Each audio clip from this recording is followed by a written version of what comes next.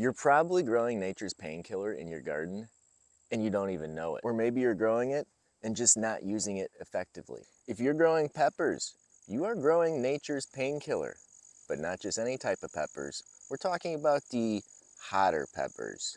So even though they're tasty and healthy, stuff like these banana peppers and sweet peppers like these Jimmy Nardellos and delicious habanadas, they're just not going to do it. These are just sweet peppers that taste good and are healthy. Habanero taste, no heat. Real good pepper right there. So for this to work, we're gonna have to find something that has some heat. We're looking for something called capsaicin. Now that doesn't mean you have to go out and ruin your day by eating ghost peppers and Carolina Reapers, stuff like that. We can focus on stuff that's a little more mild, like jalapenos, something that most people can tolerate. So I'm not gonna ruin my weekend by trying to eat something like this Trinidad scorpion.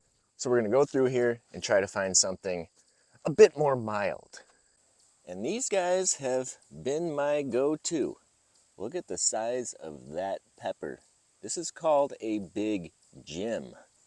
So let's go ahead and harvest this Big Jim here and talk about it. So the idea behind this is we are looking for a pepper that has some capsaicin content. Capsaicin is nature's painkiller. When you eat a pepper that contains capsaicin, it's going to send this panic signal into your body, almost like an adrenaline rush. So besides just killing pain, it kind of wakes you up. Of course, there's nothing to actually fear unless maybe you're eating something super hot and your body freaks out.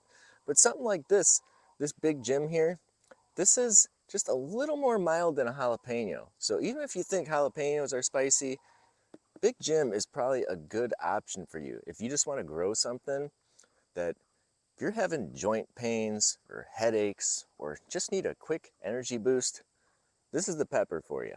So what we're gonna do is, we see a couple little bites here. We wanna make sure they didn't go through this whole pepper. Just gonna crack that part off right there. And see, after we do that, we got a nice, clean inside of that pepper. And this is something that I've been doing for several weeks now, just trying it out, trying to build up my heat tolerance, actually. And I found out that these will give you an energy boost and joint pain, headaches. This helps out a lot. So what I've been doing is just taking the pepper,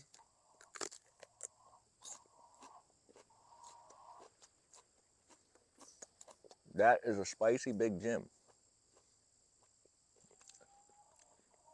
So I got like zero heat tolerance when it comes to hot peppers, spicy food.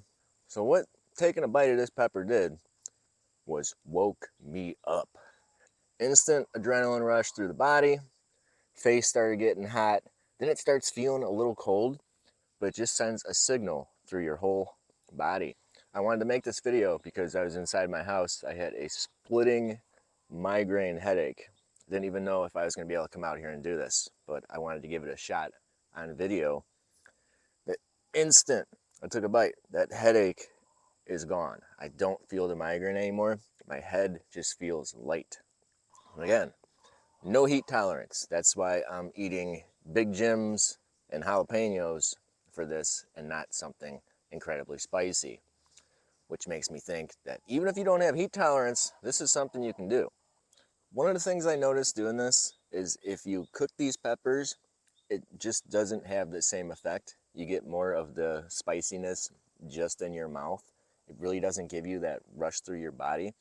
That's why I'm just eating them right off the plant. I'm not sure the reason for that. So if you're gonna try growing peppers like this Big Jim to use it the same way I'm using it, I'd suggest just powering through it and eating it just like it is right here. It doesn't taste bad. If you like the taste of jalapenos, it's pretty similar. It doesn't really have an earthy taste to it. This is something that I stumbled across by accident just through social media algorithms. I started seeing videos of people eating super, super hot peppers, multiple peppers. And I thought that was pretty cool. I was like, oh, maybe I can build up my tolerance and start eating hot peppers like that.